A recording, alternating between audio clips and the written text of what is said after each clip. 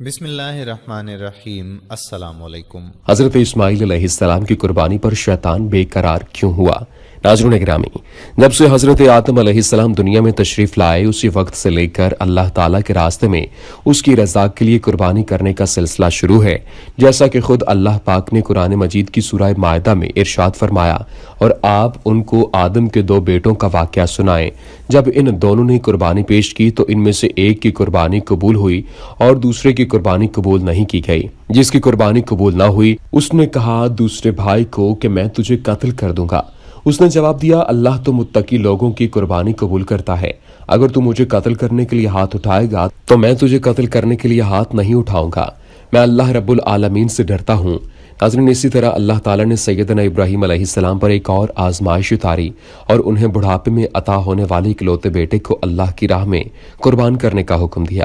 آپ نے یہ حکم ربانی بیٹے کو سنایا تو فرما بردار اور بردبار بیٹے نے ذرہ بھی ہچکچاہٹ محسوس نہ کی اور فوراً قربانی کے لیے تیار ہو گیا۔ اس آزمائش پر پورا اترنے کا انعام جنت سے قربانی کی صورت میں ملا، اور پھر یہ سنت ابراہیم تا قیامت مسلمانوں پر مقرر کر دی گئی۔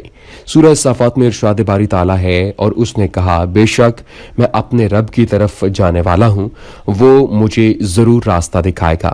اے میرے رب، مجھے لڑکا عطا کر جو نیکوں سے ہو۔ تو ہم نے اسے ایک بہت بردبار لڑکے کی بشارت دی۔ پھر جب وہ اس کے ساتھ دوڑ دھوپ کی عمر کو پہنچ گیا تو اس نے کہا، اے میرے چھوٹے بیٹے، بلا شبہ میں خواب میں دیکھتا ہوں کہ بے شک میں تجھے ذبح کر رہا ہوں، تو دیکھ تو کیا خیال کرتا ہے۔ اس نے کہا، اے میرے باپ، تجھے جو حکم دیا جا رہا ہے کر گزر، اگر اللہ نے چاہا تو ضرور مجھے صبر کرنے والوں میں سے پائے گا۔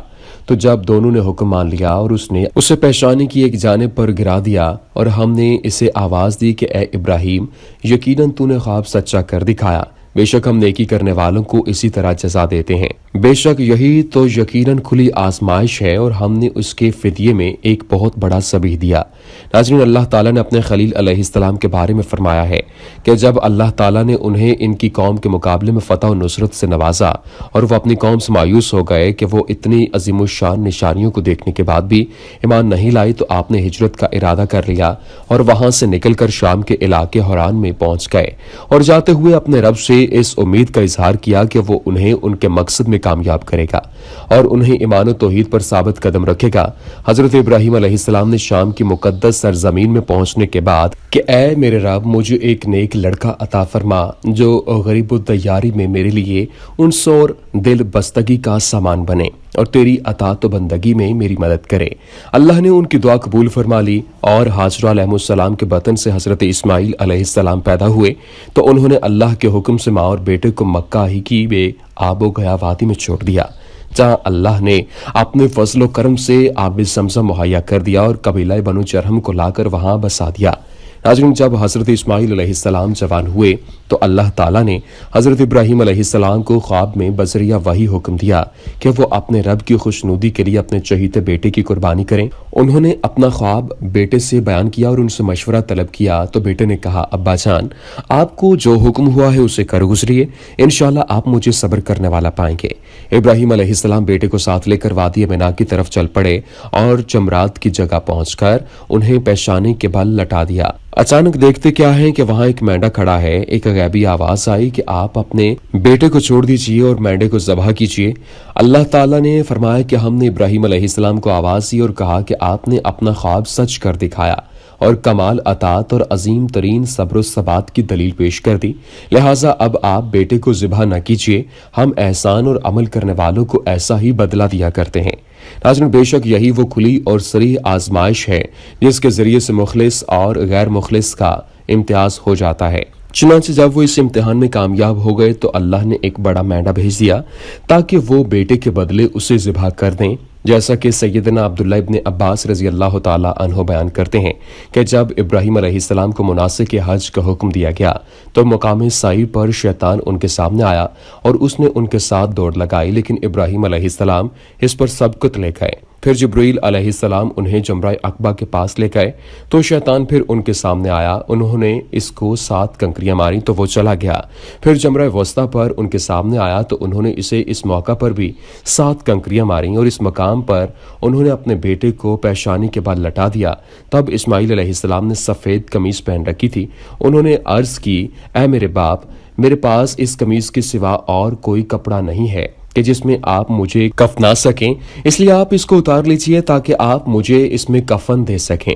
بہرحال وہ قمیص اتارنے کا ارادہ ہی فرما رہے تھے کہ انہیں پیچھے سے آواز دی گئی، اے ابراہیم، یقیناً تو نے خواب سچا کر دکھایا۔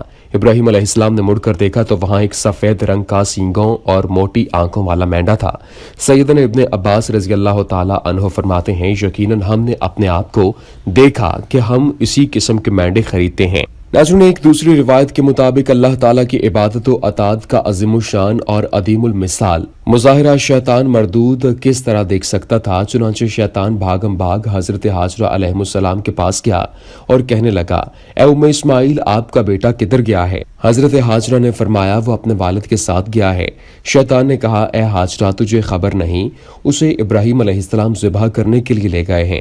حضرت حاجرہ حیران ہو کر پوچھتی ہیں کہ کبھی ایسے بھی ہوا ہے کہ باپ اپنے بیٹے کو ذبح کرے، اور خاص کر اتنے خوبصورت اور نیک سیرت بیٹے کو؟ اب شیطان نے سوچا شاید میرا داؤ چل جائے گا، کہنے لگا، اے ام اسماعیل، آج ابراہیم اسے ضرور ذبح کر دے گا، کیونکہ ان کا کہنا ہے کہ مجھے ایسا کرنے کا خدا نے حکم دے رکھا ہے۔ تب بی بی حاجرہ نے فرمایا، اگر اللہ نے ایسے ہی حکم دیا ہے تو جاؤ، چلے جاؤ، میں اپنے اللہ پر اسی طرح راضی ہوں۔ حضرت حاجرہ سے مایوس ہو کر شیطان جمرہ عقبہ، آج کل جس کو بڑا شیطان کہا جاتا ہے، کے پاس کھڑا ہو کر ابراہیم علیہ السلام کو پھسلانے کی کوشش کرتا ہے، لیکن حضرت ابراہیم علیہ السلام نے اسے 7 پتھر مارے۔ پھر دوسری جگہ جمرہ وسطیٰ کے پاس آ کر تیسری دفعہ جمرہ اولا کے پاس شیطان نے آخری کوشش کی۔ تب حضرت ابراہیم علیہ السلام نے تینوں جگہ 7 کنکر مارے۔ حضور نبی کریم صلی اللہ علیہ وآلہ وسلم نے کنکریاں مارنے کو بھی حجاج کے لیے شاعر قرار دیا ہے۔ ناظرین، حضرت اسماعیل علیہ السلام کی جگہ جو مینڈا ذبح ہوا، اس کے بارے میں حضرت عبداللہ ابن عباس رضی اللہ تعالی عنہ بیان فرماتے ہیں کہ جنت سے ایک مینڈا باہر لایا گیا جو 40 سال سے جنت میں چل رہا تھا۔ آپ مزید فرماتے ہیں، اس ذات کی قسم جس کے قبضہ قدرت میں میری جان ہے، بے شک اوائل میں اس مینڈے کا سر اس کے 2 سینگوں کے ساتھ مزاب کے ساتھ لٹکا ہوا تھا اور اس کا سر سوکھ کر خشک ہو چکا تھا۔ سعید بن جبیر رضی اللہ تعالی عنہ ابن عباس رضی اللہ تعالی عنہ سے روایت کرتے ہیں کہ جس مینڈے کو حضرت ابراہیم علیہ السلام نے ذبح کیا تھا وہ اسی کی نسل سے تھا جس کی حضرت آدم علیہ السلام کے بیٹے نے قربانی کی تھی اور ان کی قربانی قبول کر لی گئی تھی۔ دعا ہے، اے رب کریم مولا، ہماری قربانیوں کو اپنی بارگاہ میں قبول و منظور فرما اور ہمارے صغیرہ و کبیرہ گناہوں کو معاف فرما، تو بڑا رحیم رحم کرنے والا ہے، آمین۔